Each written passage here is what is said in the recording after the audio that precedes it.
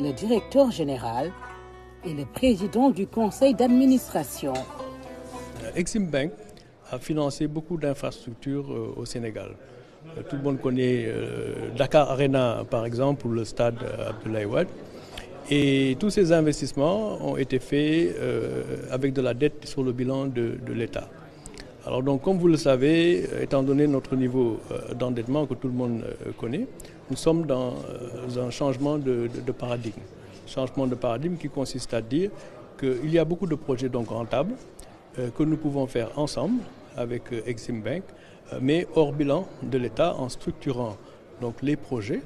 Et c'est ce que nous étions venus leur expliquer, qu'ils comprennent très bien. D'ailleurs, ils le font donc dans d'autres pays et dans certains projets.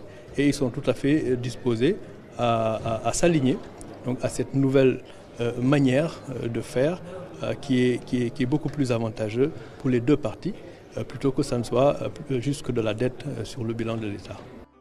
Après cette séance technique tenue un vendredi matin, pause prière à la mosquée de Djamlika, une normalité jusqu'à ce qu'une surprise se produise. Le président Recep Tayyip Erdogan himself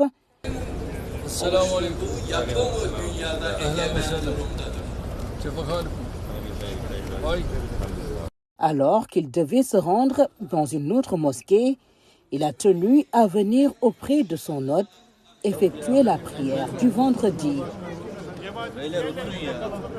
Après cette séquence, les audiences, une longue série qui voit se succéder plus de 20 groupes d'investisseurs. Le Premier ministre a bien voulu recevoir une vingtaine de grandes entreprises turques qui sont dans le domaine de l'agriculture, de la construction, de l'automobile, de l'armement, dans tous les secteurs. Et ce sont des entreprises qui sont venues proposer des projets sous forme de PPP ou alors des investissements directs. Et donc ce sont des projets structurants qui ne vont pas demain engager davantage donc, le fardeau de la dette du Sénégal. Et ces entreprises-là donc, sont simplement venues donc, présenter ces offres-là et seront reçues dans un cadre beaucoup plus formel donc, à Dakar par les ministères concernés pour discuter donc, de ces investissements. Nous avons eu des rencontres nombreuses avec des partenaires qui déjà sont implantés à Dakar et qui développent des projets aujourd'hui dans le volet énergie. Mais nous avons aussi des offres de partenariat, des intérêts et des appétits qui ont été manifestés par des partenaires aussi qui veulent et qui ont des références et une compétence avérée dans le secteur de l'énergie, tout aussi bien que dans les secteurs de l'oil and gas et des mines. Nous avons retenu de mettre en place des équipes techniques pour accélérer les conclusions. Déjà, en début du mois de septembre, nous recevrons des équipes techniques qui viendront en relation avec Petrosen, SAR et autres, travailler pour faire avancer les dossiers. Parce que ce qui a été constaté, c'est une volonté de délivrer très rapidement une ambition sérieuse de travailler avec le Sénégal en respectant le cadre politique, le cadre d'investissement, le cadre technique et le respect du contenu local qui a été fixé par l'État du Sénégal. On peut dire tout de suite, c'est une visite qu'il fallait tenir. Je remercie encore M. le Président de la République et M. le Premier ministre de nous avoir associés à ce déplacement-là parce que nous confirmons que le secteur de l'énergie, le secteur de l'oil and gas joue un rôle extrêmement important dans le développement du Sénégal. Nous en sommes bien conscients. Énergie, agriculture, industrie, numérique, souveraineté sanitaire, les domaines d'intervention de la plupart de ces investisseurs sont dans les axes prioritaires du Sénégal.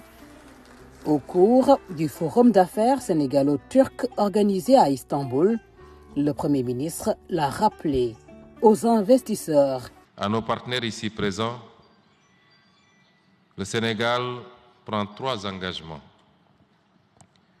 Le premier engagement, c'est la digitalisation de l'administration pour fluidifier et sécuriser toutes les démarches. Le deuxième engagement, c'est la stabilisation du cadre réglementaire afin d'offrir prévisibilité et confiance. Et le troisième engagement, c'est de dialoguer régulièrement avec le secteur privé dans le cadre d'une concertation structurée et permanente en vue d'une amélioration constante du climat d'affaires. Ce dialogue permanent commence d'abord avec le secteur privé national, auquel nous accordons une importance particulière.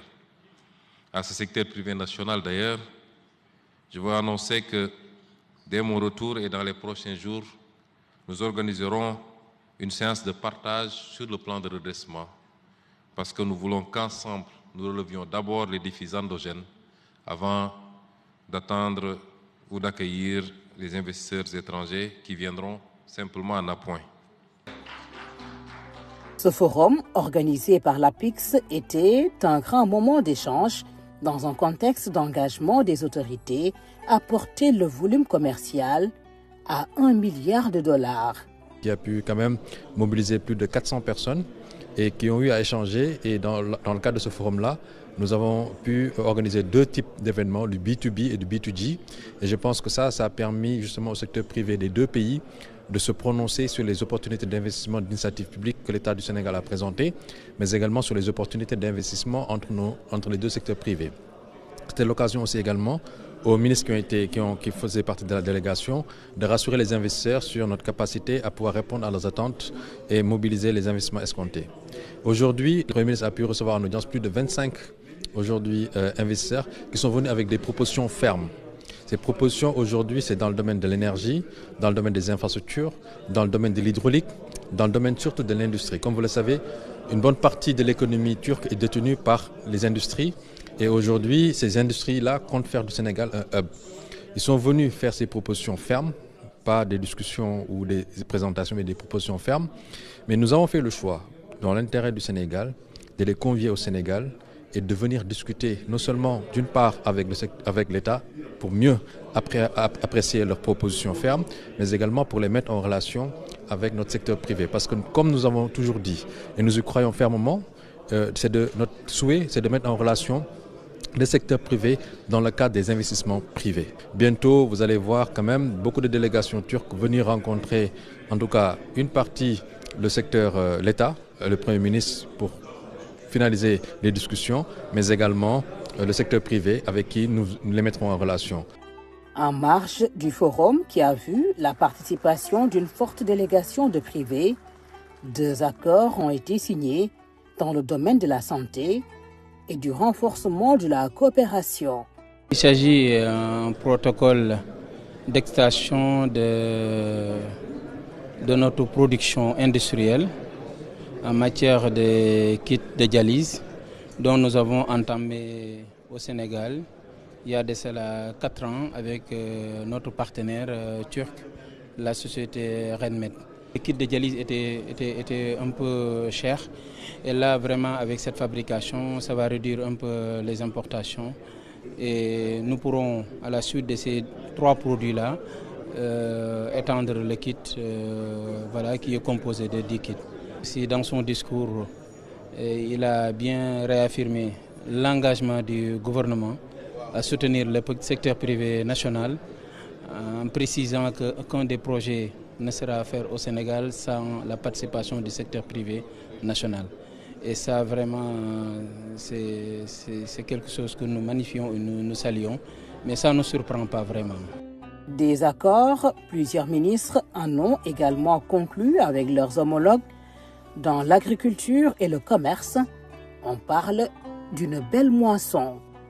L'engagement et la volonté politique d'accompagner le Sénégal, d'accompagner son Excellence le Président de la République et le Premier ministre s'est senti par des propositions très concrètes venant de mon collègue ministre de l'Agriculture qui m'a promis que dans les 12 prochains mois, non seulement il va venir au Sénégal m'accompagner sur une ferme agroécologique de 500 hectares pour vraiment faire l'agriculture de demain là-dessus.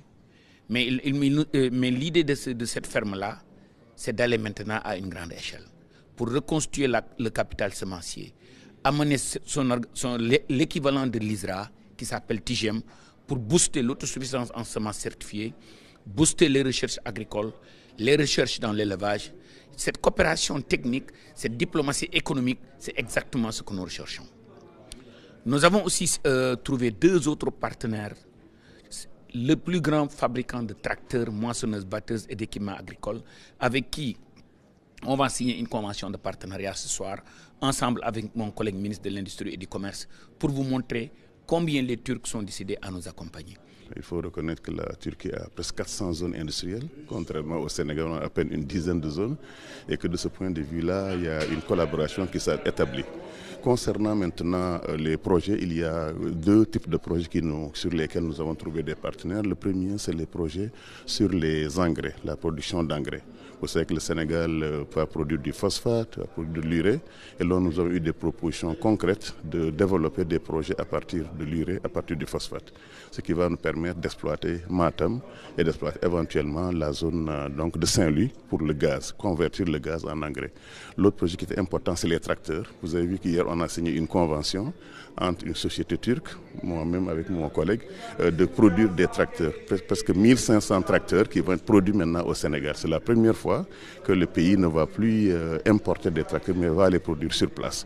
Et le troisième projet, c'était pour les chambres froides. Vous savez que aussi on perd presque 20%, 40% d'oignons, 100 000 tonnes. Alors on a besoin de 300 000 tonnes. Et là, nous avons aussi hier rencontré des entreprises qui seront prêtes à construire ces chambres froides sur l'ensemble du territoire. Alors si on le fait, nous allons régler la question déjà de la sécurité alimentaire en oignons, en pommes de terre, mais nous allons aussi régler la transformation industrielle justement de l'oignon en poudre, de la pomme de terre en chips, et c'est ça. La Turquie transcontinentale compte 8 pays frontaliers, une position stratégique entre l'Europe et l'Asie. De nombreux ressortissants sénégalais y sont établis. Une communauté qui a eu un moment réservé dans l'agenda du Premier ministre pour discuter de l'ensemble de leurs préoccupations. À partir de cette mission, nous avons changé. Au lieu d'organiser la commission mixte l'année prochaine, nous allons l'organiser cette année en décembre. Les accords que nous avons signés ici sont des accords qui ont été négociés depuis longtemps, qui ont été discutés, échangés pour les stabiliser et les signer. Et au sein de cette commission mixte, nous allons aussi discuter d'autres accords pour faciliter donc l'investissement étranger, pour faciliter aussi la situation des Sénégalais ici. Parce que cela ne peut se faire qu'à travers des accords pour qu'on puisse revoir un petit peu comment nous pouvons l'améliorer. Il y a eu quand même pas mal d'améliorations par rapport aux arrestations, etc. 85 millions d'habitants, 20e rang mondial en termes de PIB. La Turquie, puissance émergente, affiche une volonté de renforcer l'alliance stratégique avec le Sénégal. C'était vraiment une visite très très fructueuse. Si on cumule le bilan en termes d'enveloppe, on parle peut-être de milliards de dollars d'investissements qui sont donc attendus du secteur privé turc. Seulement pour le secteur de l'énergie, on parle à peu près de 9 milliards de dollars. Je ne compte pas maintenant donc des investissements dans le domaine agricole, dans le domaine de la construction, dans le domaine également du développement des secteurs industriels. Donc nous avons eu beaucoup de propositions d'investissement, de propositions également de projets sous forme de PPP, pour lesquels donc le Premier ministre a donné des instructions au ministre qui était là, de bien vouloir recevoir donc ces entreprises-là pour étudier effectivement donc ces projets-là et voir comment les mettre en œuvre au Sénégal. Le pays de Moustapha Kemal a ouvert ses portes avec tous les honneurs au Premier ministre Ousmane Sonko. Des salles d'affaires jusqu'aux nombreux sites touristiques visités, ce sont des égards qui se multiplient.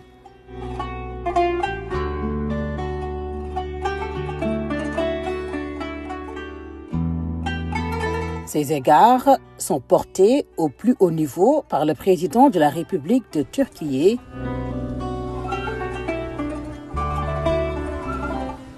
Il raccompagnera, dans une ultime marque d'amitié et de sollicitude, son hôte Ousmane Sonko.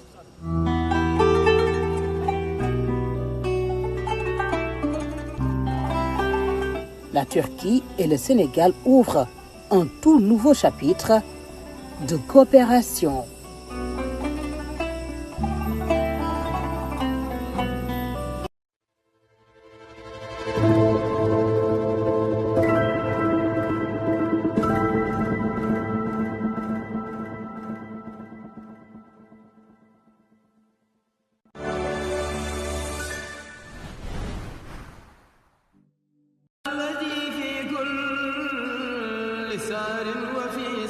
À l'occasion des préparatifs du Magal de Touba, CBAO a